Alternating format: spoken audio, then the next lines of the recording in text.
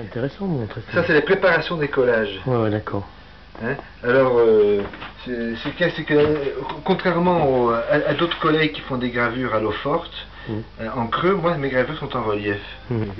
Et ce qui est intéressant dans ce procédé, c'est que chaque fois que je passe sous la presse ces gravures, j'intègre des collages, des formes que j'ai découpées. Au moment de la presse. C'est ça. Par exemple, voilà, ça c'est ce qui est prévu pour une gravure qui est faite d'après cette petite peinture. Mon éditeur, par exemple, a choisi ça et j'en ai fait des découpes. Par exemple, ça.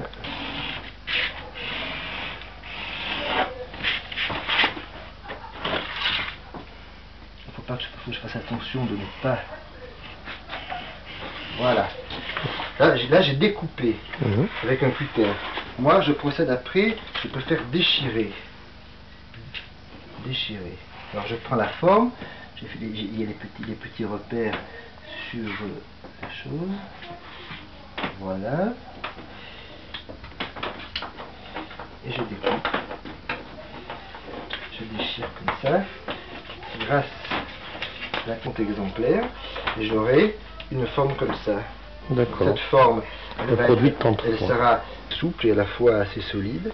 Et moi j'utilise deux matériaux, deux matières plutôt, qui sont d'une part la colle à carrelage qui est une sorte de ciment-colle qui permet d'avoir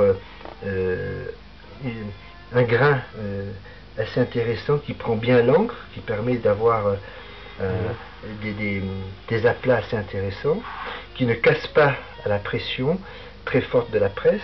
Et après, ici, ces petits grains, ce sont des grains de carbone.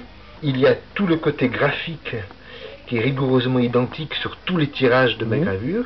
Et ce que j'aime bien dans ce procédé, c'est un petit peu aussi mon travail à moi très personnel, c'est que j'intègre des collages qui sont faits manuellement. Et une fois que tout ça est intégré, collé et tiré, j'interviens en dernier lieu d'une façon plus manuelle, plus libre, avec du pastel gras, par exemple. Ici.